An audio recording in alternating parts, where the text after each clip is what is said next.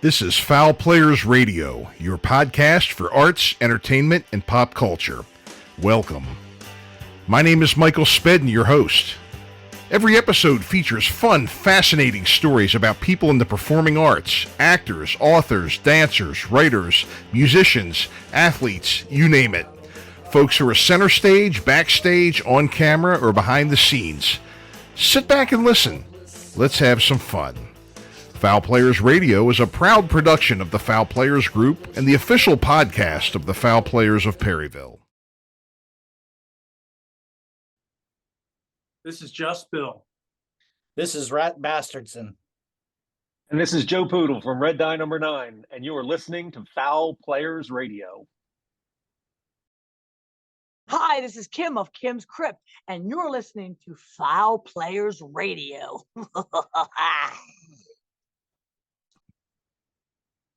Hey, this is Brian Damage from Kicks and Rhino Bucket, and you're listening and watching Fowl Players Radio. Michael Spedden here, Fowl Players Radio, Season 4, Episode 15, Sue Hodges. We're bringing this episode out of the archives and releasing it as a best-of on our YouTube channel. Sue and I knew each other back in the 80s and 90s. She was a writer for ROX Magazine and a bunch of other prominent heavy metal magazines back in those days, was also on 97 Underground. And we had a great time reconnecting and talking about those days, remembering the clubs and the bands and everything else that was going on in those days. Sue told some great stories about getting thrown under the bus by Bruce Dickinson. She was elected Baltimore's best Hun a number of years later, and it was really great just to catch up and reminisce. Make sure you go to Fowl Players Radio on our YouTube channel and hit that like and subscribe button and spread the word. We will see you soon. Enjoy the episode. Happy New Year and welcome back to Fowl Players Radio. My name is Michael Spedden, and this week's guest, a blast from the past as far as I'm concerned, somebody I hadn't seen or spoken to in a long time, but she was good enough to come by and see me while she was in town visiting friends and family for the holidays. Sue Hodges, her married name now is Sue Hodges Grant, but we knew her back then as Sue Hodges. She wrote for ROX Magazine as well as a couple of other magazines that dealt with rock and roll and heavy metal. Magazines such as Raw, Concrete, Shockwave, Kerrang, Metal Edge, Rip, and a Hit Parader as a freelance writer. We talked about the clubs. We talked about the bands from back in those days, the late 80s and early 90s. We had a great time catching up together, and I really think you'll enjoy this interview. She talks a lot about ROX Magazine, who she wrote for, some of the bands that she worked with, some of the conferences we had back then, and really what the scene was like all those years ago. And I think if you were playing in the scene back then, or if you're a musician or remember being around back then, this will bring back a lot of great memories for you too. So make sure you stick around and check it out. And here she is, ladies and gentlemen. We're meeting today with Sue Hodges, of somebody I've known for a long time. I think I met you in '88. Yes, you did. At the Rage. Mm-hmm. I was not in Orange Seed Parade yet. It was a band called Fritz's Dynamite. I remember. And we were opening for Valentine. Or Stripper, whatever. Stripper. Or Valentine, or Saint Valentine. Whatever they went through quite a few names back in those days. And those were good times back then. I remember the Rage. I mean, there's so many memories that I've talked about on this show. And I've brought back a lot of people from those days as well. I spoke to some guys from 97 Underground, another podcast I was involved in. We had a man named Eric Sokol. Who was my boss. Who was your boss at ROX. Yes. And Sue, you were with ROX Magazine for a number of years. You wrote a lot of great pieces. The heavy metal reporter at the time, we could say. Yes, I guess I was. What was my column called? I can't even remember now. I think it was Metal something or another. It's been that long. Yeah. I lost all my rocks in a flood. Oh, is that right? In Ohio. I lost every magazine. God. Every No one kidding. of them. No kidding. So, yeah, everything's gone. So That's awful. Isn't that awful? But I have the memories that are mostly there. Mm-hmm. Yeah. Those were some days back then, weren't they? They were. They were the best of days. Honestly, it's probably my fondest memories. Yeah. That was, we were all, and bands were huge back then, and people would support it. Mm-hmm. People came out back then. it's, and I'll talk a bit about this later here, but it was like, I stopped for a while and I got back into it, and it was like Rip Van Winkle waking up in a completely different world. Yeah. You remember those days, the flyering, the going out, giving people flyers, giving people whatever you could to get them to come to your shows. Yep, pre-internet. I mean, Pre-internet, this is when you handed out a Yeah. piece of paper to someone and actually networked in person to the person right in front of them. Right, You're one-on-one. Mm-hmm. And you saw the person. You actually knew that someone was there, and it was actually a live human Mm-hmm. being. I think those are the best days. Those were the best days. And then you would go to places like the Rage or the Network, and they always had areas where you could put up the flyers. Yeah. And In the bathroom. in the bathrooms, in the bathrooms with the mirror, in the hallway, and then. But there was sort of a respect back then, where you didn't put something on anybody else's. Like you wouldn't put something over top of somebody else's flyer. No, it was a respect. I think the bands did have respect for one another. Yeah, we did. I mean, it was kind of. I remember some of the seminars that you had at the Rage, because you would actually do. You were a professional and you knew a lot about publicity. You knew a lot about the industry back then, and you would have us get together at the Rage for an evening, and you would talk about how to promote your band and things like that. And I think it was you said we were almost kind of like a big Friars Club atmosphere. I don't know if I'm quoting you or not, but it was kind of the vibe that you gave us when you were kind of talking about what the environment was like. It was a camaraderie. Camaraderie, yeah. It was just, I think the bands, a band wanted to make it. Sure. When Child's Play made it and Wrathchild, when they made it, you're just like, oh my God, these are two, Baltimore bands. Kix had already made it. Kix. But, oh man, these are two bands that have made it from Baltimore. We can do it too. And I think there was a camaraderie about everybody going, well, if they can make it, so can we. And I don't think the bands, they were competitive, but not to the point where they were backstabbing. Right. It wasn't cutthroat. Not in the least. No. So I think all the bands, if they knew if they could all work together, New York, Los Angeles, the A&R people would come down here and see, or bring the bands up to New York and see what talent we had here, which was immense. It was. In Baltimore. It was. So that's what, when I was doing those kind of seminars, it was trying to be like, get yourself out there, but don't backstab each other. Right. Yeah, everybody work together. Yeah, because you were also big in getting the. There was another conference that you were a big part of that used to meet in D.C. It was like an industry one where we would actually. I know that there were legal seminars where lawyers would speak. Yes. But then there was also times where there were maybe about 5 or 10 A&R reps in a panel. Whamma. That's what it was. Whamma. And you could play your demo. Yep. And you'd get maybe 30 seconds in front of the panel, and they would tell you what they thought of it. Yep, Whamma. They had that, and that was an incredible. Susie Mudd, who was with Marilyn the Musician, who I was an intern, and I worked for her. I was studying journalism at Loyola, and I got an internship there. And she introduced me to Whamma. She was on one of the panels. And that was such an amazing thing that they'd get all the musicians together. And it was really interesting. I knew then that is exactly where I wanted to be. But, that was... They wanted bands to make it. It wasn't. You're on your own out there, internet land, on your own, doing your own thing. It was, let's work together, get everybody known. Right. So that's true. And I mean, the showcases you would have. I mean, you were inclusive of pretty much everybody too. I can remember. ROX showcases at Max's on Broadway. Remember when they were still doing music? Yes. Oh my gosh, that was a long time ago. We'd have those like on Monday nights or something. We'd bring bands in. We had Max's. We had The Rage, of course. Hammerjacks would have it. I remember the 930 Club would do it. It was a lot of different smaller clubs, but they'd still have those showcases for the bands. Yeah, people would have an opportunity to get out and play original music, and people appreciated it back then. People would come see it. I just look at the way things are now, which is I don't do music as much as I used to, right. But I'd be better off broadcasting myself into people's phones because that's what they're looking at half the time nowadays. When you're performing, but people would actually come out for a live show. The Rage and all these places, they had decent production. Oh yeah, then, a good PA, a good light show.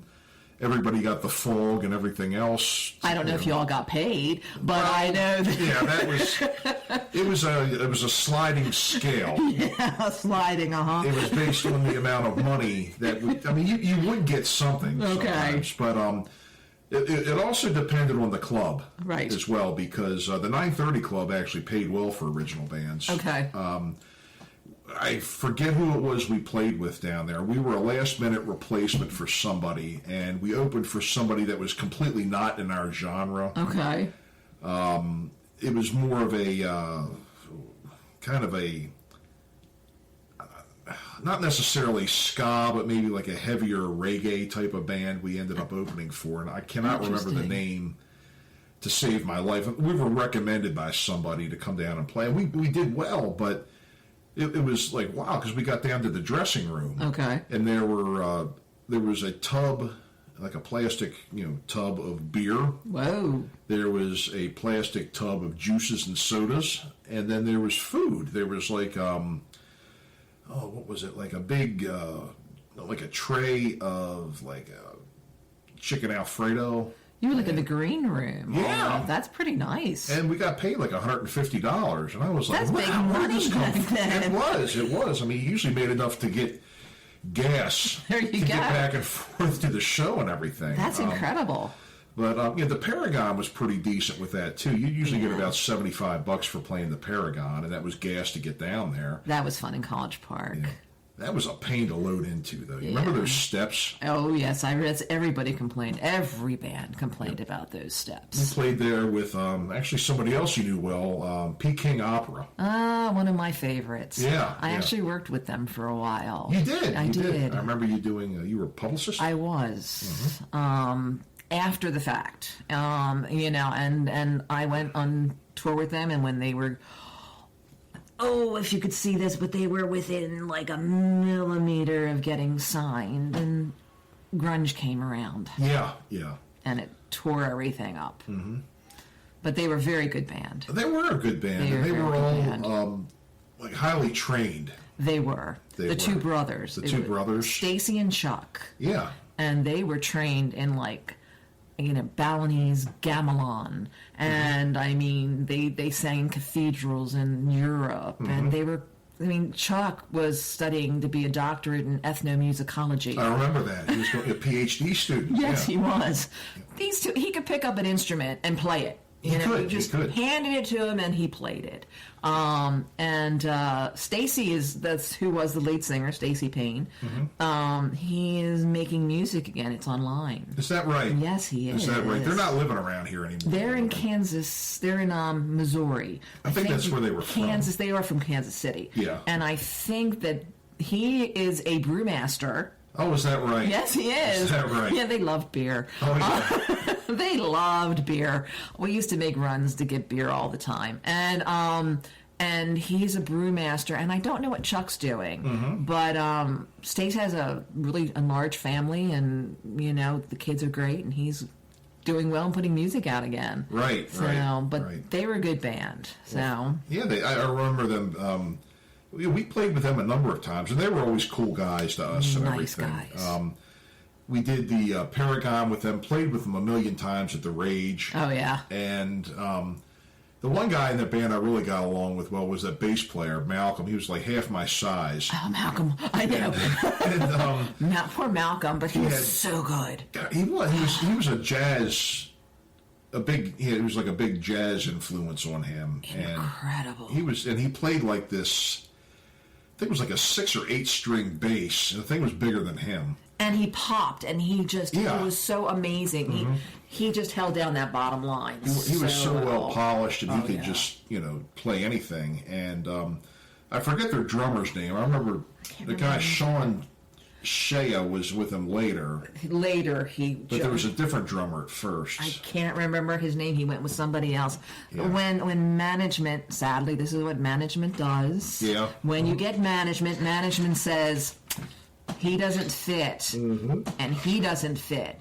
Yep. And then they got John Urbanski on bass. Yes, I remember that. And then they got Sean Shea on drums. Right. But their drummer, I can't remember his name, but he's still playing out quite a bit. He's an amazing blues drummer. Oh, is that right? Okay. Yeah. Okay. So I can't remember his name. Darn it. But management said, you want to get signed. Get rid of the and they were amazing. Yeah. But it was that look. Yeah. They wanted the look. Right. Sadly, a lot of times. Yeah, and the thing was that was such an issue in that era, the hairband era. I mean, everything. There were a lot of people. In the 70s, there were a couple of bands had some heavier guys playing with them. Canned Heat, a couple of big guys in that band. Then it got to the point where the 80s came around with the hairband stuff, and you had to have a 22-inch waist. You had to look anorexic, have hair down to your rear end, and more makeup than most women that I knew. Yep. MTV, thank you. Yes. Here's a story, because again, really 88, 90 when like Orange Seed started, right? We could kind of see the hairband thing starting to get stale, and when we did our thing, we didn't know what was next, right? Because grunge really hadn't hit around here yet, so we just kind of threw our own thing together.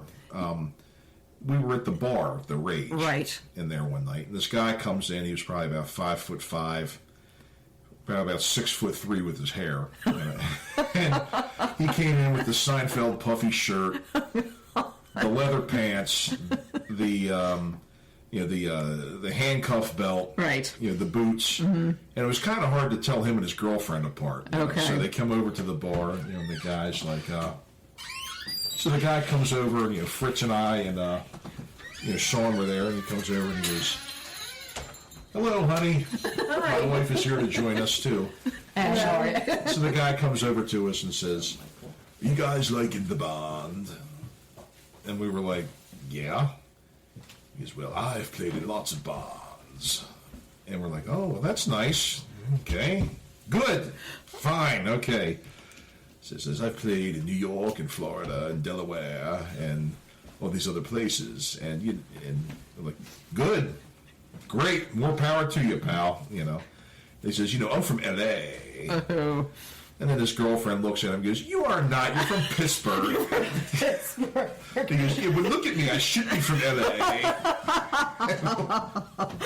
Oh, my God. Totally busted on that one. And, yeah. It was pretentious. It was Honestly, pretentious. It was very pretentious. Very, very pretentious. Very, very pretentious. So... Oh boy! So there were just so many characters back then, and I'm we saw them all at the Rage, we saw them at Hammerjacks. There's always these people we remember, and it's so funny nowadays. Even going to concerts and things like that, I see people that I recognize from back then. I don't always remember the band, but you see the face of the person, and you're like, I know that guy. Who is that? Who was he with? What band was that guy in? And then they look at me and they know me too. Right. I know who you are, and but those were just some really wild times back then. The clubs were all big. I mean, yes. People were in those clubs. You really, did a lot of great interviews back then too. I mean, and the magazine itself, ROX. I mean, I think you gave everybody a decent chance. We tried. You interviewed them. I mean, there were times when you were honest. Brutally. Well, you were, but the thing is like that's your job to do. when you're writing about that, But the thing is that if something's bad, you're not doing that band any good by blowing sunshine up their rear end, And also, honestly, I'm not a musician. I will say that straight up. I'm not a musician, but I studied music, at Hopkins. I studied music appreciation, and I've had, music classes. But I'm not a musician, nor am I a singer, because people would run and hide. But my mother made sure I had classical music background, and then I had a music appreciation backgrounds. And some of the bands were just terrific. But I hated being brutal. I hated it. So I tried to use the best words, synonyms, to make it sound not as bad as it was. Because honestly, when you tear down a band, I couldn't get up there and do it. Right. Quite frankly, I looked at the bands and said to myself, I give them credit just for being up there. Yeah. I can't do it. I'm just a journalist, I'm just somebody listening going, ooh, that note's kind of off. Or wait, that bridge is really not fitting in there. And I tried to be as kind as I possibly could. But there were some bands I just couldn't be kind to. And they didn't appreciate me much. And that was okay too, because, I didn't like them. However, there were other people that did like them. Right. And I think in the end, music is completely subjective. It is. It is. There's really good bands. And I mean, Rush, you've got Rush, you've got Queen. If you think about the big bands, you've got these amazing bands out there, completely perfect. And then you've got some bands that aren't good, but somebody loves them. And if you say otherwise, you're wrong. Oh yeah. So you are wrong. So in the end, I've always looked at critics as we're just full of crap. Because honestly, it is completely subjective.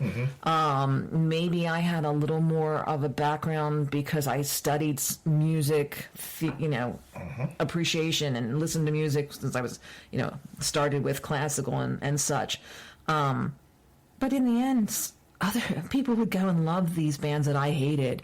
And were they right and I was wrong? Was I right and they were wrong? I don't know. Right. So, in the end, I tried to be as objective as I could be. That's what journalists should do. Yeah. Some journalists I know in the area did not. Yeah. And I tried to make sure that that's what I did. Because I respected what the bands were doing, and anybody who could get signed out of Baltimore or DC or Virginia was going to make it much better for everybody else. It did. The more people that were doing well, people were going to start looking down here. Exactly. And that's exactly, there's kind of a ripple effect after that. Oh yeah. People start to because everybody was in Los Angeles, but then they started noticing Seattle. Yep. Right after that, and Los Angeles, you probably couldn't, get anything if you were from there. Not now. Not now. They'd send me out there and I'd cry. Right. I would cry. It'd be like, please don't send me there. Eric, please don't. I don't want to go there. Please don't. I don't want to go to LA. It was a completely different scene from what we had here. We were competing with New York. In the end, we were competing with New York bands, and I think some of our bands were much better than the New York bands. Yeah, we used to play up there, and we did CBGBs about 4 or 5 times. I went with you all. You did. That's right, you did. I did go with you. You did. Did you ride in the Ryder truck with us? I did. Yes.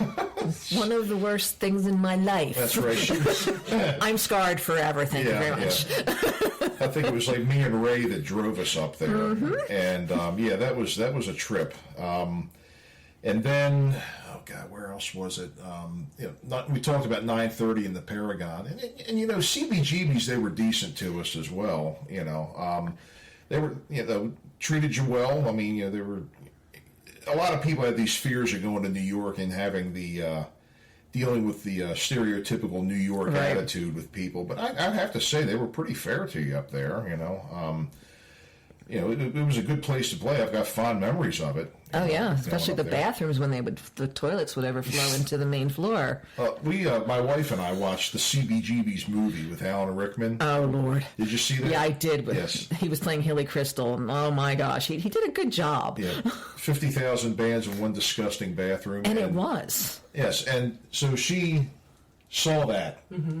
She I was there. The bathroom as well. Many times. I was there with the Ramones. Yes, yes, I was yes. there with many bands, and the bathroom, and then you'd have to bang on the door for an hour to get the person out. Oh, yeah. Because I don't know what they were doing in there. Oh, good Lord. No, gosh, I have no idea. And it was just... CBGB's was great, and Hilly was a great. He really gave a lot of bands a shot. Yeah, I think the lady that we dealt with name was Louise. Okay, do you remember her? I don't remember her. I remember Hilly. Hilly Crystal. He was the owner. He started the whole thing. Oh yeah, and he was he was a lot of fun actually. Right. So we'd go up, and he was a lot of fun. Kind of low key. And he wanted certain things his way, but he was just a nice guy. Right. Really nice guy. Right. The other place, there were a lot of, back home in Baltimore too, there were a lot of teen places opening up, like these dry bars. Oh yeah. You remember the Dry Dock? Yeah. If it didn't have alcohol, I didn't go. Yeah. But they provided a pretty good staple of shows for us for a while. Oh yeah. The Dry Dock, and then there was. Do you remember the Old Mill? Oh gosh, wasn't that a strip club? No. It might have been at one point. I think it was. It was near Turner Station. Oh no, different one. No. Okay. This one was down near Turner Station, and it had this thing. It looked like a submarine periscope sticking out of the middle of the stage, and it had all the light controls on it. Oh, I would remember that. And in the background, they had like a mural, but they had like all these like silver tinsel streamers hanging down in the back. Oh, good Lord. And disco fever. Yeah, the owner was walking around. He was an older guy, and he would walk around serving drinks and everything with like earmuffs on, or you know what I mean, right. For the noise, noise canceling. Yes, yeah. And a couple of old hillbillies running the bar and everything. And then, we had some good. It was an underage shows. You could play there. As a matter of fact, wasn't there a band called Candlemass or something they were like Swedish or something? They were starting to come up. They played there. They were goth metal. They were dark like Norwegian metal. Yeah. They were the black stuff that was coming out. Yeah, really scary stuff. Right. Yeah. Right. Yeah. No, I didn't go to any place that, like I said, no alcohol, no me. Right. The zoo in Dundalk. Yes, that used to be JD's Saloon. Yes. And then they turned it into the zoo, and the zoo, it was actually very nice and a good club. And then, somebody destroyed that place. Because really? You remember how when they renovated it, they had like the really nice looking woodwork in there. It was a really nice looking bar. It was. Somebody took it over, and it went from being the zoo to being called the Black Hole. And I'll let you guess what happened when they called it the Black Hole. Oh, good Lord. All that beautiful woodwork in the bar and everything was just covered in black paint. Oh, no. I used to DJ there. Yeah, and it looked absolutely horrible. Oh, that's sad. I don't like to say bad things about the scene, but whoever that's you awful. are that did that to that bar, you screwed up. We had the great bands would play there. I mean, they did. Really they good really bands. Did have good bands there. It was a good place to see a band too. Good floor and everything, good size stage. It was really it was a good place. But that place ended up getting destroyed. Now I think it's not even open. I think it's just like one of those white elephant buildings just sitting there. Remember Steeltown, too? Oh, gosh, yeah. Now it's like a part of the farmer's market or something. Yeah, we were market. down there also. Yeah. I was revisiting, things while I've been here back in Baltimore. And I went by there, the stadium, of course, that's a parking lot, where the stadium, where Hammerjacks was, where the Rage was. And it's just sad because I don't know where bands are playing. I mean, I know that, what is there? There's the Soundstage, Ram's Head, Auto Bar. I don't know. Where else are they playing? I don't really know where they're playing now. A lot of bands are doing acoustic stuff in coffee houses and things like that, but they're really not. There's really not that much going on there. That's sad. They're doing festivals, outdoor festivals and fairs. The Catholic churches still have their summertime festivals that some bands are playing at. Can you imagine Orange Seed Parade playing at a Catholic festival with Nat? With Nat. She's a whiz. Did he get crucified on the stage one time? I was just like, oh, okay. You remember what happened to us with the night we were filming Rock Live? You remember Phil Sibley had the show Rock Live? I do. And you remember who showed up that night? I do not recall. Okay, what happened was we did the cross. Yeah. And we were such idiots back then with that stuff, too. We were such idiots. That was our stand against censorship, So we did that, and then there was a girl who was a stripper who was obsessed with Nat and the whole thing that we were doing on stage. And then apparently, I don't know what the extent of their relationship was, if they were dating or something, but she ended up dead. I remember. I told Daryl, my husband, about that. Yeah, she ended up dead, and the homicide squad showed up at the Rage that night when we were supposed to film Rock Live. Okay. And they filmed us on stage, but they didn't interview us because they could tell we were all freaked out and everything. Right. And they were asking, they were really on Nat, because apparently what happened was, if Nat would have just told the truth directly, nothing would have happened. He could have walked away from it because he was innocent anyway, right, of course. But if he just would have said, but apparently he would go over there and he was playing his guitar and he'd say, "I don't play guitar," but everybody knew he was a monster guitar player. And he said, "Yeah." If he would have just said, "Yeah, I went over there for a little bit. We hung out for a bit, and then I left." But then, Fritz ended up getting dragged into it. They called me to the station, and I just said, "Look, can I see a picture of this girl? I don't even know who you're talking about." They let me go. And they ended up finding the guy like a year later in Florida, because everybody always runs south. But he apparently, she had a roommate that was this guy's girlfriend that killed her. She was encouraging that girl to get away from him because he was maybe abusive or something like that. And then one night, I guess after Nat left, he went in, strangled her with a phone cord, and then they thought it was us. I remember I told Daryl Nat was, they had him as a suspect. Yeah. But I didn't remember it was the Maryland Live night that all transpired. Yeah. Oh, my gosh. Yeah. Oh, my. So we ended up going back. I think they ended up coming back like 6 weeks later, and we did it in, it was like 6 weeks later when we played there again. They came in. It went fine, But, yeah, that was the insanity. That was the Baltimore music scene back then. It was fabulous. It was. It was the best. Do you remember The Crypt, that band The Crypt? Yes, I do. Do you remember the night when they were up there? They were all wearing these costumes, like monster. They looked like they were belonged in a haunt. Mm-hmm. And there was one guy who was the bass player, and they made him he had like this pouch, and they would pull sausages that were supposed to be intestines, and then they would eat them, and they're like, "Ah, yeah, we're eating this." Well, apparently, somehow, I think he may have had like a medical school model of a baby, preborn baby, in there, and that got thrown out into the crowd and batted up in the air, and it bounced around and everything, and then it ended up on the sidewalk in front of the Rage. And somebody found it and called the cops in the middle of the night. And apparently the owner had to go down, and they figured out it wasn't a real one. It was a fake one. It was an anatomical model. Yeah, it was an anatomical model. Oh, yeah, I remember those days. Yeah. It was great fun. I mean, they were pre-war. I mean, I mean, you had a shtick. I mean, you tried to have a shtick. You wanted to stick out from every other band out there. Like Gore did, I mean, they were down from Richmond, and, they put on their costumes and threw raw meat and, did their thing. And they became quite famous. But it's just the things that you remember some of them are terrifying.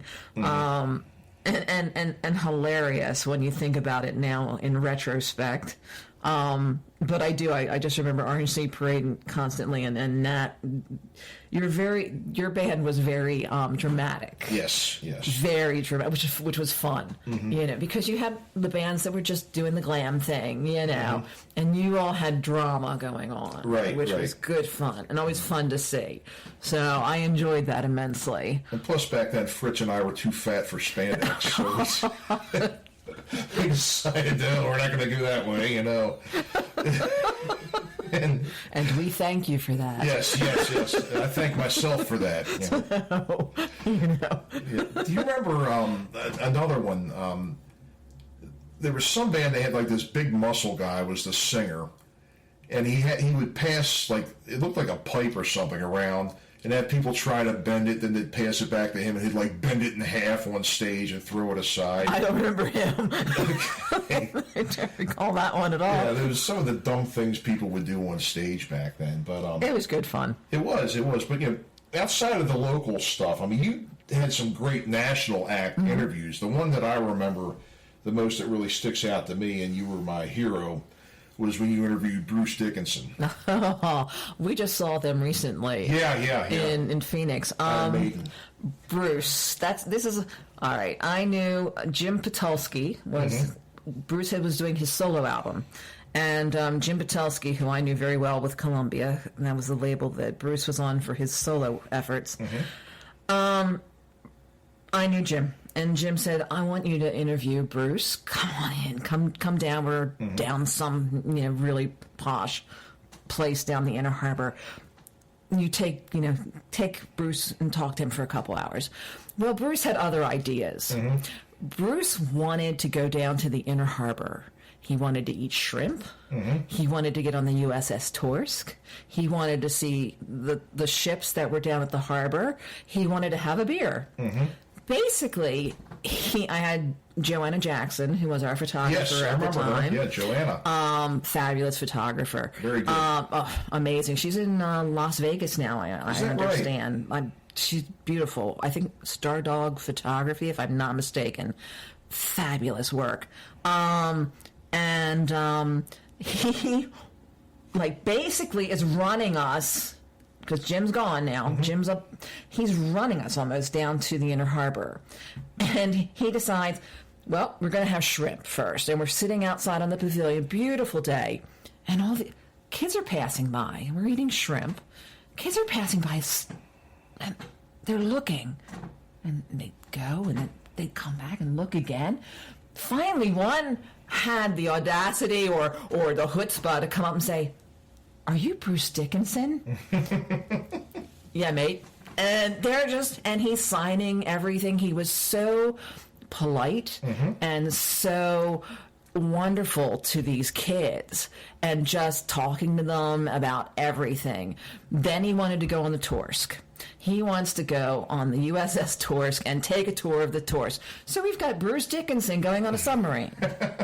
And he's at the wheel doing, like he's the captain of the boat and, the submarine. And he just wants to do that tour. So there's another hour. There's a couple, 3 hours gone now. And then he wants to walk around the harbor. And, people are like, that's Bruce Dickinson. That's the singer from Iron Maiden. I'm like, I'm going, oh, God. We get him back to the hotel. Jim Patulski, this is now probably 5 hours after the fact. Jim Patulski says to me, I will never give you another band interview in your lifetime. Bruce is standing there all innocent looking. Like, what? What? I was like, I didn't, he made me go, it's his fault. He's like, he missed an in-store for signing records. Oh, no. Yes. He missed an interview on the radio. Oh, jeez. And I got blamed. While he stood there acting like... Like what? What? Not my fault. No, what? I'm British. Not my fault. It was her, those two. I was like, you... So Thrown under the bus. I was thrown under the bus by Bruce Dickinson, of all, which really I didn't mind, because it was probably one of the best interviews I ever had in my life. He was wonderful to speak with. He's articulate, funny, and just had... I think he just wanted to go and have a normal day. Yeah. I think he wanted to just sit outside and eat on the, and see the harbor and go on the tourist like a tourist and see different things in Baltimore and just be no one. Even though everybody knew who he was, no one crowded him or, they were very polite, and he was extremely polite. But it was like, it was a moment in time for him just to be Bruce Dickinson. Right. The man, and it was really, really cool. And that was one of my favorite interviews. And when I saw him the next time when he came to Hammerjacks and played, he remembered, and we brought up the cover, and he's like, I'm sorry, I got you in trouble. It's like, no, you're not. I was like, you're lying. I was like, you had fun. You got me in trouble. Jim has forgiven me and given me other bands. Sure. I was like, but you had a good time. I had a good time, and it all worked out well. Here's, and he loved he had seen the story prior to. He's like, it's a great job. So it's one of my fondest memories. That's good.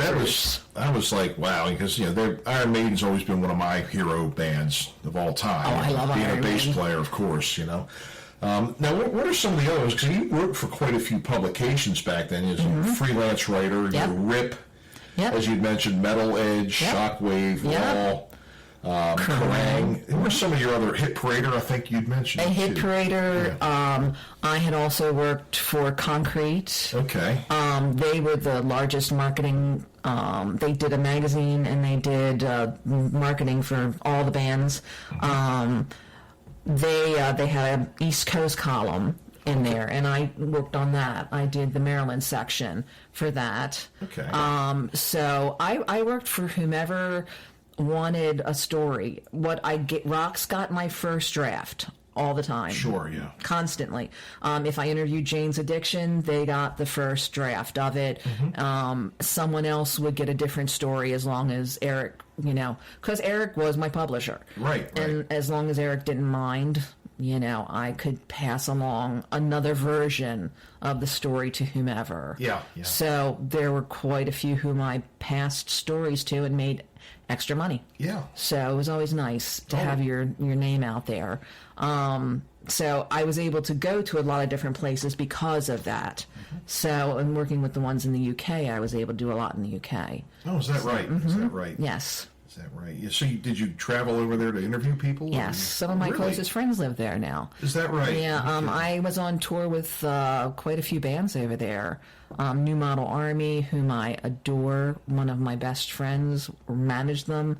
The Almighty. Curb Dog, the Choir Boys, the Wild Hearts, Thunder. There were, who else? There were a few other bands out there that time. Mike Monroe. I had been over there with the Ramones. It's quite a few bands. Okay. So it was nice because I was able to utilize the connections I had made, which was given to me by first Susie Mudd and then Eric. Okay. So I appreciate that from them to this day. Right. So. And you were on 97 Underground. I for a while, was. too. I remember those days. I'd mentioned. I just interviewed Mike Diamond and Heavy Metal Han a couple of months ago. Petey Calusi. And Petey yeah. And those guys were a riot. If you get a chance to look back in our archives, it's a pretty good interview. Oh, I will. I'll have to take a listen. Mike is running a club. It's called the Reverb Collective on Charles Street. Oh, and nice. It's not an every night of the week club. They just have their shows scheduled. They open for that. Okay. And if you go in there, he's actually got the 97 Underground album up on the wall. Oh, fair enough. And he's got all kinds of, like, local bands from back then. A lot of the, there were a couple of, well, the 97 Underground album, of course, but also a couple of other collaboration, like with Chemical and a couple of bands like that. Oh, gosh. You remember those guys? Oh, I do remember them. Yep. They were a lot of fun. Yep. I was out on the road with them, too. They were close to signing. Yeah, yep. So, God, there were so many bands that were so close. I know. There really were. There really were. You know, we were, the Kings are getting shot down back then. Yeah, we were, I know. But 97's back up. It is, it's online. Online, yeah. Mike Brillhart. Right, Mike. Tom Pless, who Tom actually Pless. started, 97 Underground. He is doing it. I don't know. I think Mike might be working some. And actually with Concrete, that's whose place I took at Concrete to start writing. Oh, is that right? It was, because Mike was working for them, and then I got the position. Karen Ayler had started doing some on-air work for them. I don't know if Petey is. I don't think Petey is doing anything right now. But Petey and King Diamond were just, I've heard so much King Diamond. Every time I walked into the studio after him, it was just like, oh, not one more, Pete. I'm done. Take it away. Yeah. So that was one band I just did not get. I mean, I know a lot of my friends really into King Diamond back then. I just didn't get it, It was early dark metal. It was, yeah. I told you the funny story. I interviewed them at Network. It was right before Christmas. They were finishing up their tour there, and I said to them, so what's next online for the band, after this tour? And he said, well, we're all going home to celebrate Christmas. And I look at him, and I was like, but aren't you a Satanist? And he just looked at me like, oh, I have now been found out. And I thought, okay, so Merry Christmas. Yeah. Antichristmas. Yeah, I don't know about that. But it was all, so much was shtick. Right, yeah, a lot of that stuff was back then. But I was never a huge King Diamond fan, but good interview. Yeah. Fun interview, and I was able to get in a little jab. So it was all good for me. We were talking about some of the things. Do you remember when 97 Underground had the Keeper of the Seven Keys contest for Halloween? Yes, I do. And people had to drive around town and look for the keys. Yes, I remember that. I don't know who thought of these ideas. I swear to God, sometimes I wondered if everybody was high. Fritz and I were actually interviewed on there one time by Krista Kyle. Oh, gosh, I remember Krista. Yeah, she was very nice, but she looked at us like, oh, my God, what did I just get into? Yeah, I mean, we didn't do anything. Right. We wouldn't have cussed on the air or anything like that, but we were just, she was asking us questions, and we were giving... We wouldn't leave her hanging. We would just give the most off the wall answers to her and everything. And That's painful. And she was just looking at us like, "Oh my God!" And then we were driving back to the Rage that night. I had my van, and my van broke down on the way back. I think it was the alternator gave out, and we actually had to call downstairs to the Rage, get somebody on the phone that could come get us to come back and play the show.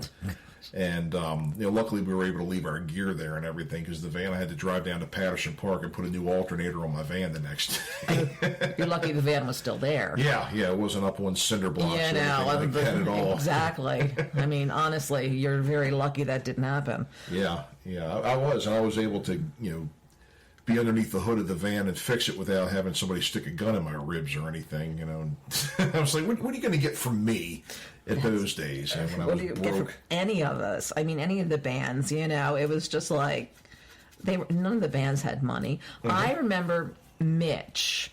Mitchell from Honor Among Thieves. Yeah, sure.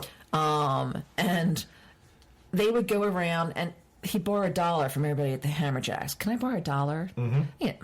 So what? It's $1. It's $1. So what? I can give you $1. Can I borrow $1? Can I borrow $1?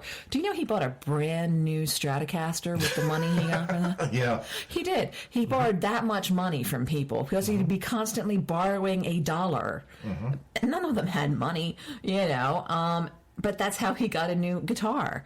And it just amazed me what lengths you would go to for your art. Oh, yeah. I mean, they'd go to Kinko's. I remember people who worked at Kinko's just in bands, just so the bands could get free flyers. Because it was expensive to get flyers made. Oh, yeah. You did what you had to do. You did back then. And, what you would do is you would go into work and nobody was looking, run over to the copier machine real quick and run off about 30 of them. And I got busted one time because I left the original on the screen. And they said, "You are not supposed to be making these copies in here. This is for you. It's not for the business." I was like, "Oh, sorry." And but I knew somebody who used to go to Hammerjacks, and he would just walk around and look on the floor. And he would walk out of there with between $80 and $120 a night. Oh, that's crazy. Just looking on the floor because people would drop money. Oh, they were drunk. Yeah. I mean, a 20 would drop off, or off the edge of the bar or out of your pocket or whatever. Because everybody was so drunk out of their minds. I know.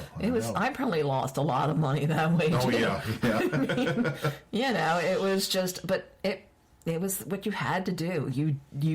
Everybody I know at that point in time was just barely making it. Oh, yeah. I mean, all of us. Right. We didn't make a lot at ROX or any of them. I mean, I made money on my freelance work. You did. And I worked, too. I worked in libraries. Mm-hmm. That's what I would do. I'd work in a library, and then, I'd go, or I'd work wherever, and then I'd go do ROX until 4 a.m. or whatever, or go to the club until 2 and get up and go. You just did what you had to do. Yeah. You just enjoyed it, and it was fine. I could do that now. It's like, forget about it. I know. I know. It's like 10 o'clock. What? Yeah. Where are my comfy jammies and my slippers? Okay, I'm ready for bed now. I know. My wife and I are watching TV at night. I'm lucky to make it to 11:30 half the time. She's elbowing me. Wake up. We used to get ready at midnight. We did. We would go out sometimes, and sometimes we would play. Yeah. Sometimes they would, the 2 o'clock closing time. Sometimes bands would just be going on at 1. Oh yeah. I'd be getting to Hammerjacks at 12:30 at night. And it'd be like, oh yeah, okay, no problem. And get up and do it again the next day, and the day after that, and the day after that. And it's just, now I look back and think, how did we survive that? I know. I don't know. Yeah, it was, and the thing is too is that at that time, when I was 21, I could do it. And I had a pretty physical job, during the day, and I was also going to school at night. I hit like 26 one time, and I did it, and I got up the next day. I was like, oh boy, these days are over. It's only 26. It was only 26, but I didn't have the luxury of being able to sleep until noon every day, like a lot of the other musicians did too. Yeah. Then there were quite a few of them. Oh yeah. They did well by having someone supporting them. But it just, the days were great days. They were, and they're very well remembered. I just think that the music scene here was just incredible, and it is thanks a lot to Susie Mudd and Eric and Sokol and City Paper also, and J.D. Considine at the Baltimore Sun. There were so many people who really wanted the area to succeed. Yeah, Nestor Aparicio. And too. Nestor now does, all sports. Yeah, yep. And there were so many of us who just wanted it to work. Yep. Rafael Alvarez was another one from the Baltimore Sun. And we all wanted it to work. And we all tried. We were all rooting for all the bands. There was no way that there wasn't a band out there we did not want to see succeed. Yeah. It just, sadly, it all fizzled. Right. I left in 92, '93, I started working with a magazine in New York. Yes, yes. And ROX, I think, stopped publication in '95. Yeah.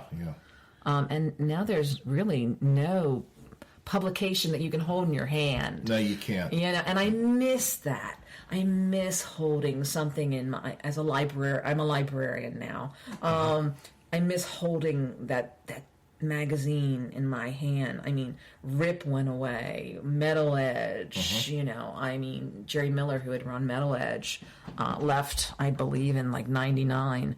All these magazines just died. Yes. Kerrang is still around in the UK. We were just there. But it's a group of people I don't know, and I don't even know these bands anymore. I don't know who these bands are. I have no clue whatsoever. I'm old now. I'm old school. It's like I'm still listening to all the old stuff, and these new bands are, I'm like, who? So we really wanted the area to succeed, and it did to a point. But then just grunge came and Right. Who were some of your favorites that you remember? I'd say maybe top 5, would you say? Kix. Kix, yep. I loved Kix. I mean, hometown boys, what can you say? They were fantastic. And I loved Wrathchild. They were great guys. Yes. Shannon Larkin has gone on to such a good career, as has Brad Divins. He is running, he goes all over the world. He's an engineer. Yes, he is. I saw that on Facebook. Amazing. Yeah. He has done very well for himself. I loved Wrathchild. They were a fantastic band. Yeah, Shannon Larkin's done a lot of he's like one of those that guy drummers that shows up everywhere. He's now. amazing. He's really good. He was in Dirty Looks back then. I remember. Well, Gene Barnett was in Dirty Looks. That's right. No, you're right. That was Gene Barnett. And they're actually getting back. Now, Henrik, the singer, died, but they're getting back together with the original lineup, sans the singer, of course, and they're using Jason McMaster from Dangerous Toys. Oh, no kidding. And they're going to be touring. No kidding. So Dirty Looks is going to be touring. I like Dirty Looks. They were a great band. Henrik had that gravelly Bon Scott kind of vibe going. And I loved them. Peking Opera, I was hopeful. Yeah. He had a voice like Janis Joplin ish. The songs that they wrote were just incomparable. Child's Play. I loved Child's Play. They were a fun band. Yep. Very sad, what happened there. I just it's sad to hear when things go badly for and I hate hearing sad things now with bands and who has gone on to different planes. Yeah, quite a few of us from back then. It bothers me. But there were a lot of if I go top 5, I can't. I liked so many different bands. Chemical was amazing. They were another fantastic band that were out there. Oh gosh, there were so many, and I liked them all for who they were. Some of them I didn't like at all, but I still tried to be nice. That was a great outfit. Or wow, the fabulous light show. But I really wanted all the bands to go. I wanted to see everybody get signed and make Maryland a part of the larger picture instead of New York. Right. I wanted us to be New York. Yeah. And we just got close, but not close enough. Yep. I don't know. I do. There's so many bands out there that I really enjoyed, and I couldn't pin it down. If I have to, it would always be Kix. Right. Let's just say that they were the top of the heap. Crack the Sky. Yes. I was seeing them way back when at Painter's Mill. You think about the old bands then too. There were a lot of old bands. There's Boot Camp. There were a ton of bands. The Vamps. The Vamps, I remember the Vamps. You know, it was just, there were so many. And I love them all. And they all offered so much and something fun. I liked, though, when the bands started doing original music. Yes. Because they were all cover bands. If I wanted to hear Aerosmith, or if I wanted to hear Adam Nance, if I wanted to hear, you know, The Cure, I could have listened to the vinyl. I wanted to hear your music. Yeah, and that's what it really was getting to be around here too. Was, you know, people were playing originals. Yep. And it was really starting to get good with that. You know, people were releasing their own tapes and stuff like that. I'd say some of the other ones, I'm in agreement with you on what you've said so far, you know, as far as I'm concerned. Now, the one disadvantage I had was that when I was playing, I couldn't go see the other bands a lot of times. But a couple of other names I'd bring up. Red Dye Number 9. Oh, gosh, yeah. And I think they're still working on something now. They did a reunion in 2011. I saw something on Facebook where it looks like they're at least having band practice again. Right. Mystic Force. They were fantastic. They were really very, very good. They were like progressive before, you know, it was really that popular.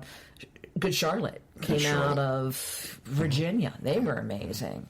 But Mystic Force, they were incredible. Apollo Ra. Yeah. You know, another. I mean, there's so many. You can go down this list of bands and just go, Jesus, they were all so damned good, with singers and just fabulous players and good music. And did you remember the Martians? I do not remember them. They actually kind of were. They were called Euthanasia. And then they changed their name to the Martians. And you said you left town in '93. You may have missed them. I did. You may have missed them. They played a couple of shows with us as Euthanasia at the Rage. Okay. But that was like towards our downfall, which was probably close to, it was '92 was when Orange Seed was over with. And they were kind of coming up. But they did well for a long time around here. The Martians did. And they still do reunion shows and stuff like that. They have very solid original music. Okay. But I guess they must have been, I guess like 94 through like 98 was probably their heyday around here. There were some Cage. Remember the band? Yeah, from Virginia. And they were like kids. You know, they were like 13 and 14 years old. Yep. And they were so adept at writing songs and playing that you just stood there in amazement at these kids. I remember them from Virginia. They were fantastic. It's just I can think of like Bad Penny. I can think of all these bands. I'm thinking in my head right now of Hammerjack schedules and Rage schedules, and I'm seeing all these names. You know, Misfit was, you know, but they were pretty much a cover band, but they were a very good band. Raisin Brain was incredible. They were good. Then there was Raggedy Ann. Oh, God, Scarlet Angel. Kim. I'm good friends. I've had Kim on the show about 5 times already. It's mostly about the haunt that she runs. Right, the Crypt in Pennsylvania. Yeah. But I've also had the band on it, and they're still, it's still her and Michelle Arminger. Really? And then they have a different singer, a girl named Abby Atrodovic. And then a guy named Barry Berghoffen playing bass. Okay. And they still play. That's They're still incredible. out there. Kim's doing very well with the haunt. Oh, good. I performed at her. My wife did too. We performed at her haunt how fun. a couple of times. Okay. And I did it for 2 seasons until my murder mystery thing started really taking off. But they still play. They just had a CD out last year. Oh, that's great. And they get reunions. They bring back Jackie, who was the singer. I remember her. And she's still out there too. Okay. But yes, Scarlet Angel. I've had Kim on. She's a hoot. She just was insane. That girl is insane. She was insane then, and from what I see from on the line, she looks like she's insane now. Oh yeah, she's fun as anything. She is just, and she's probably one of the biggest sweethearts I've ever met in my life. Just a kind, nice girl. good person. she's a lot of fun to talk to and to hang out with. Gosh, I remember them. I mean, that was the all-girl band that was out there, And of course, we had City Fix, and we had Honor Among Thieves, and we had and Mitch has gone on to an extreme, well-versed career in songwriting. Yeah, SR-71. SR-71. He's out in California. Mitch is doing very well for himself. City Fix and Fuzzy Lipstick. Yeah, that was another one we lost. I know, yeah. Tony was a great guy. I'll never forget the rage one night. He decided to do a song about all the drugs from A to Z. Illegal drugs from A to Z. And it was just like, but he was such a nice guy. And another sad story. I just again, you hate to hear that, but there were so many Face Dancer. I mean, Face Dancer was my time. Just so many bands, and I can just see them and hear them, and I remember all the shows, going to all the shows, and each band had its own personality and its own charm as well as its own talent. BC Trash. Oh gosh. Remember those guys? Oh my gosh. They were cool. They were a lot of fun. Nice guys. They were a lot of fun. I got along pretty much with there were only a few who really kind of didn't like me too well. Yeah. Who, just angry at a review that they got, or a review that they didn't get. Right. But when you got hundreds and hundreds of tapes, and you don't have a staff, you have a staff of so many, you can't. You just couldn't. You couldn't do it. Well, you were walking out of clubs every night. You needed like a 55-gallon trash bag to carry all the tapes people were handing you walking out of these places. It was incredible. When I went to Iron Maiden just recently, it was so nice sitting there and not having a pen and a piece of paper and having to write a review about a show. I had the best time because it was just like, oh my gosh, I'm just enjoying the show. It was incredible. Yeah. So it's so nice. I don't do any music anymore. I only do travel. That is the only thing I write about now is travel. Is that right? Is it for a magazine or is it just whomever? As I said before, whomever will pay me. I'm a whore. I'm a prostitute. If you pay me, I will hand it over to you. I see. It's the truth. It's really hard now because blogs out there, and you have bloggers who are doing everything for free. Nothing is really print anymore. That's the truth. It's a few magazines that are print, and I'm very particular. I studied journalism at Loyola. I like print. I want my byline, and I want to hold it in my hand. Right. And that's what I want. And there's so many bloggers out there now that I just read, and I just cringe. It's terrifying what they write, and their misuse of the English language. So I whomever will buy whatever and I query magazines and say I have an idea for a story on. And I did a few stories recently. I'm a huge Elvis fan. Oh, yeah. And I did a few stories on Graceland. I would go to the events at Graceland during Elvis Week, and I've done stories on Elvis and Tupelo, and I'm working on a story right now of Elvis on Route 66. Oh, is that right? Yes. So the places that Elvis stopped on Route 66 en route to either Vegas or California. So I mostly do travel. Is that right? Yeah. Well, that's great. Where can we find these? Just in various places, or do you have... lately, the last thing I had printed, I think, was with Shockwave, and that was probably 6 years ago. Okay. I gave up on print magazines. Right. They're very hard now to get into. You have to query, and a lot of them have just staff that's... Yeah. They don't take any freelance work. I see. So, I'm not really doing much of anything except traveling and visiting friends, and that's about it. Well, that's nice though to be able to get to see people again. You were, I don't know exactly what the title was. Was it Baltimore's Best Hun? Oh yeah, hon, that's me. I'm Baltimore's Best Hun. I'm Baltimore royalty. I sit down on the stoop and have Budweiser, and eat my crabs, on Tuesday. Yes. In 2006. I was chosen Baltimore's Best Hun. It's a big deal. It's the Hun Fest. I'm plugging the Hun Fest.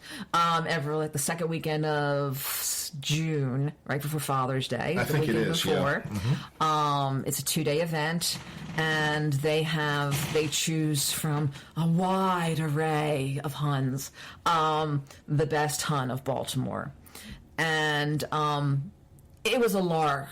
I went with my friend Michelle, who used to be one of the graphic designers at ROX.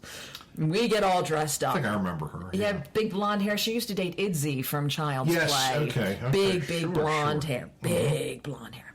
And she and I have maintained our friendship. I've maintained my friendship with almost everyone from, those days that I was really close to. And we did it as a lark.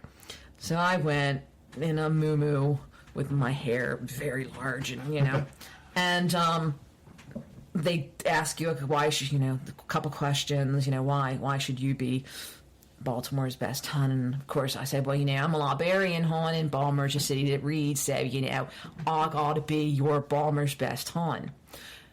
Well, after that you have to do talent. Now I'm ill prepared for this. I don't know what I'm going to do. I'm like, I'm not gonna do jazz hands. And I'm not, I'm not going to do, I don't know what to do. So I start reciting Shakespeare in Baltimoreese. All the world's a stage, high, and Balmer takes center stage. And Poe was here too, but that Shakespeare over there, he wrote some darn good stuff. And so I went on and on and on and talking about Shakespeare and Baltimore and the correlation between the two. And Michelle's laughing, I'm laughing, we're in line, we're down to the last, 5. And, the third runner gets called and the second runner gets called. And then they call my name, Sue Hodges, Balmer's Best Hun 2006. And I look over at Michelle no, this really isn't happening. She pushes me forward. They put the crown on my head, which is plastic, and it cracks. How apropos for Baltimore, Exactly. So I got this cracked crown on my head, and I'm doing the Queen's wave. Yes, hello, thank you very much. And it's been one of the best experiences of my life. Mm-hmm. I'm actually in the Library of Congress. Night of 100 Elvises 2 years ago, I came in, because I'm now living in Phoenix, sadly. And I came in and had this fabulous, flamingo dress on with my hair 3 feet high with all the lights in it. And I was just, and I'm very tattooed. I have a full, I have a full sleeve of Elvis. Oh, wow. All I Elvis. remember all that. No, not many people do. And I'm an Elvis fan. And the photographer from the Library of Congress happened to be there. And she wanted a picture of a Hun, of course, Night of 100 Elvises, full of Elvises. So there's 3 of us in the picture. I'm in the center with my arm showing, and then 2 other Huns. And we're in the Library of Congress. So, yeah, that's incredible when you think about, considering I'm a librarian. Right. And there's our picture in the Library of Congress under Baltimore Huns. So it's been a wonderful experience for me. Well, that's good. It really has. And they're doing, I'm not here now. I haven't been here, and I really wished I was back in Baltimore. But the Huns are doing so much for the city, and so many fabulous things for Baltimore, and just great great fundraising things and helping out where they can. And I'm very proud to be called Baltimore's best hunt. Oh, that's great. That's great. I really am. You know, people come to the house in Phoenix and they see the trophy, and they're like, Baltimore's best hunt. What is that? So I have to explain it. Well, the culture and everything. And it is the culture, and you have to know Baltimore. You really do. You have to understand Baltimore, and the people from the Sun spoke to me when I won, and my mom was a Hun per se, and it's women who worked and who kept the family together. My mom, single mom, she kept the family together, and she worked constantly, and it was. It wasn't just about the hair and the hairspray, and it was about family and values and civic mindedness, and like Rosie the Riveter almost, if you think about it. It was being that very in charge woman. And that's what a Baltimore Hun is, really. A few of them who have won. One is has her PhD in opera. Another one works for the EPA. She has her PhD. I have, I'm a librarian. I have my master's degree. One is a psychologist for the city of Baltimore. Another one is a doctor. She is a psychiatrist. It's just, it's not. It's not what you think of. And it is what you think too. Right. It's the combination of both, which makes a Hun so endearing. It is. So, but it is the accent, and it must be the accent. It does. And it's all about Natty Bay too, Hun. You're right about that. You're right about that. And my wife tells me that my Baltimore accent is still there, but it's not as it was 8 or 10 years ago when we met. Because I've been trying to get voiceover work, and that's not something that's going to fly unless you're doing something local, like a Mr. Ray's Hair Weave or a Salvo Auto Parts commercial. Okay, and the thing is like one thing that I just noticed when you were doing that, your accent is very authentic. Thank you. You go into it, and it sounds natural. I've been around some of them where they've been doing the contest, and I don't know who was who. I think the person didn't win, but you could tell when they were like really trying to over-enunciate, and they just tried to overdo the Baltimore accent, and it just didn't fly. No, you can't. I mean, it's not. The thing is, it's not enunciating. Yeah. It's Tuesday.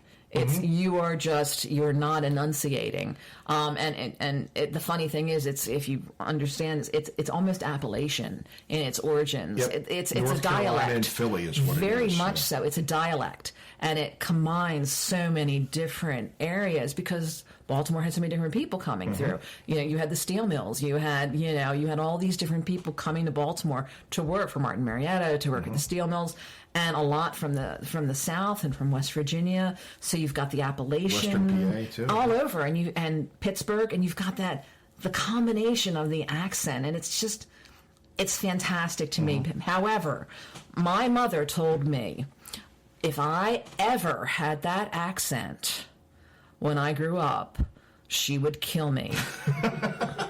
And I am sure that the day that I won, she was rolling over in her grave because she would beat it, because my mother was from Baltimore and New York. So that was a combination, let me tell you. And she did. She said, "You will never, ever have that accent." So it was beaten out of me. But I can pick it up like that because I was around it for so long, and I love the accent. My mother worked down on the avenue, down in Hollandtown. She was right down there working near Epstein's and all. And we'd go down and buy my toe shoes from Kaplan's and go to Shawkett's, and that's what it was. And get my hair done at El Dorado, and it was so wonderful hearing that, and it still reminds me of Baltimore and the marble steps and the closeness of the communities that were in Baltimore at the time. Right. So, but I that day I thought to myself, I'm not going to my mother's grave for a few days after this because I'd gotten this big bouquet of flowers. I'm thinking, I'm going to bring it to her grave, but I'm going to wait because I'm thinking of Carrie, when the hand comes up and snatches you down. I thought, no, that's not going to happen. I am not going to be there for that. Oh, yeah. So I did bring the flowers to her eventually. I hopefully, she was asleep at that time. So it was always funny when I did the accent, and I wore her glasses. Oh, too. is that right? When I had a pair of her 50s, cat's eye glasses, and I've kept them, and I wore them for the event. I met your mother a couple of times. Yeah, my mom was nuts. Yeah. I met her. I remember you had you lived, it was off of Mace Avenue, yes. Not too far from Mace Avenue in Essex. Yes. I remember that, yeah. My mother was, she was a unique human being. She thought I would be a doctor, and I turned out to be a music journalist. Right. Thrilled her to death. Right. Well, I mean, you're a very well-educated person. I mean, you're very intelligent and all that, and that's really, what you can ask of somebody. I guess, she still wanted a doctor in the family, though. Well, yeah, sure, of course. She expected the doctor, but I became a journalist. But no, she was a fun person, and I think that my appreciation of music came from her. Yeah. Because she would put on albums, and we'd be listening to Liszt and Stravinsky and Chopin, and I mean every possible classical album out there we listened to, and Frank Sinatra. Right. My mom loved Frank Sinatra, hated Elvis. No, is that right? Loathed Elvis. Is that right? But Frank Sinatra, he was the bomb. So that's what I listened to as a kid. Right. And then my cousin slipped me an Aerosmith 8-track, and that was all she wrote. Oh, is that right? Toys in the Attic. I remember it to this day. So, she was a fun woman, and I hope she's proud. Yeah, I think she would be. She would be. But I'm a librarian, so that makes it's all good. Madam Librarian. That's yes, right. That's what I am. Yes, I am Madam Librarian, Marion the librarian. That's right. So That's right. I'm hoping to get back here to be a librarian at Enoch Pratt. Sure. Hey, why not? Why not?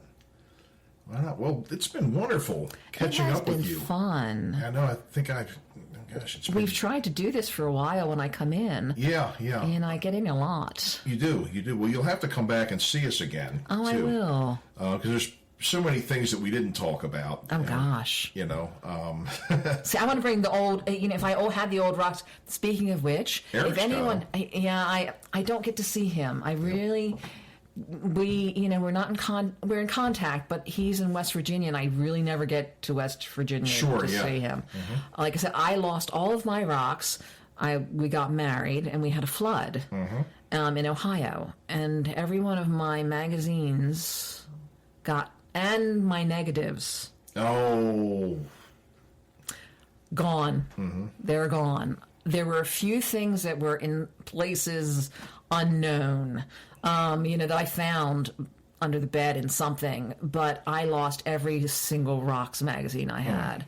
Now, I had luckily scanned a few of them. Right. Because I had just started scanning, but I lost everything. That's a shame. Anybody out there, I'm in Phoenix, just give me a call. That's right. I'm sad because I don't have, what I'd like to have is my old stories to see really how bad of a writer I was. At the beginning, I know I was horrific. But I would love to see that, but I do see people post them on Facebook on like the Hammerjacks. And you see the old Hammerjack schedules, and I see the bands, and it just takes me back to that moment when, on stage and seeing the band and just going, yay, they're fantastic. And these were local bands. Right. They were. And I was so proud of our bands. Eric was, like I said, Susie Mudd, rest her soul. She was, I just think that there was a lot of support And Job Jackson was another one. Job worked for us. Yeah. We had Sammy Prestiani, Joe Jackson. Sammy was wonderful. I saw him. I was in San Francisco, and he was at Berkeley. Oh, was that right? Yeah, I think he was in Berkeley. That was years ago. Oh, I don't know where he is now, but that was years ago. I mean, there were Joe Ace Trout. We had so many wonderful writers. Sammy was one of my interns for a while. Joe did alternative. Yeah. He loved alternative. He wrote about us a lot. Great guy. He was a nice guy. Really nice guy. He was a very good writer. Michelle Welch. She took over when I left. There were Tim Greiner. There were so many that worked for us for next to nothing but loved the music. Yep. And if you got an album or a CD when the CDs came out, you were just thrilled. Oh yeah. And that was your pay. I mean, I think of all of the albums that I got rid of that could now basically pay for our house. Yeah. The original Nirvanas and, the original Guns N' Roses and the originals. Yeah, I'd say just 2020. It's just like, I can't carry this stuff all around the country with me. Why am I carrying all this vinyl? God, vinyl is never coming back again. I know. I gave all my vinyl to a younger cousin I had a couple of years ago. And I had picture discs, like Deep Purple picture discs, the Iron Maiden picture discs. Oh, see, I look for that now in all the thrift stores I go to. And they're hard to find, and when you do find them in the record stores, forget about it. Yeah. I might as well just take one paycheck and hand it over and say, here you go. So I miss that, but the people we had worked for next to nothing. And Eric, he was the publisher of ROX. He just was so behind the music, and he didn't make a killing on the magazine. He was just dedicated. Right. To the music scene, and I it still amazes me what he did. Yeah. So he really did. Same with Susie Mudd. She did what she did, and it was just people who believed Vince Anderson and Steve Higgs with Shockwave. They did what they did because they loved it. They did, and they believed in it. And I think that it's not forgotten on a lot of people. Years from now, our names might not be remembered by all, but there'll still be a few people who remember what happened and who was out there and who actually cared. And I give them a lot of credit, and I'm thankful for the staffs that I had, because they were just amazing people. They were. Karen Wildberger, who started ROX with Eric, Julie Kickline, and ROX is back out there again. It is. It's online. By the way, roxmagazine.com, I believe it is, and also on Facebook. So here I am plugging away for them. It's you got to support things. It's the same now, whether it's in print or not. Give support to people, and it will come back tenfold. It will. So all good. It will. I thank you, Sue. It was You're really welcome. great to catch up with you again. You. Yeah, Gosh. it's been, a good 28 years, I think. It has. It's hard because I'm only 35. Yeah, I know. We were in kindergarten when all this was going on. It just amazes me that, I'm still 35 years old. How can it be 28 years? I know. Maybe dog years or something will figure into that. Some other kind of year. I'm regressing, so it's kind of like for every year that the birthday happens, it's back one. That's right. That's me. I've decided that's how it's going to go. So, it's like a reverse mortgage kind of thing. Pretty much. So I will forever be 35. Well, maybe I like Benjamin Button. Maybe I'll go keep going back. But no, it's fun to see people get together and play again. Still, yeah. I like you had said. I wish you guys had played. I wish we did too, but I was outvoted, so there's not much you can do about it. Beat them. Well, yeah. I mean, there's always bats. Yeah, there is. You know. There is. But they can't stand on stage without kneecaps, and they can't play guitar without fingers, so it's kind of a... Oh, yeah, that's true. Oh, well. Oh, always a nice thought. Right. But thank you for asking me to talk to you. I've enjoyed it. Absolutely. And thank you all for listening. We'll see you next time. The Fowl Players Radio. Hello, this is John Piet. Kevin Schmidt. And Jerry Bozick. And we're August, a little band from Virginia. You can hear our story, other stories from the legendary Baltimore-DC music scene, and much, much more with Michael Spedden on Fowl Players Radio. You can find it at www.fowlplayersradio.com, on YouTube, and wherever you find podcasts online. Keep rocking. This is A.D. Adams, and you are tuned in to Fowl Players Radio with your host, Michael Spedden.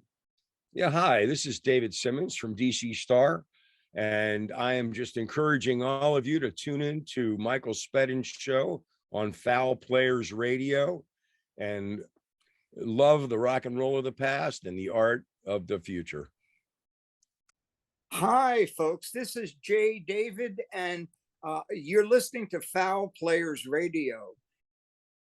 Hello, listeners. We at Fowl Players Radio thank you for all of your support over the past 10 seasons and nearly 300 episodes. We would like to encourage you to keep listening and spread the word. Audio versions of all episodes can be found on our main website, fowlplayersradio.com, as well as on many of the other platforms you can see here. You can find all of our Season 9 and 10 episodes, as well as some best-of episodes and shorts on our YouTube channel, youtube.com/@fowlplayersradio. Be sure to hit the subscribe button to get alerts when new episodes are released. No matter what platform you choose to listen, you can help us greatly by hitting the subscribe button and giving us an honest review. You can also help us by supporting us at patreon.com/fowlplayersradio or at buymeacoffee.com/fowlplayerw. Your support makes it possible for us to continue to be your one-stop shop for all of your pop culture needs. Be sure to follow us on social media, Facebook, Instagram, and Twitter for new episode announcements and news and updates on all of our guests. Thank you, and enjoy this episode.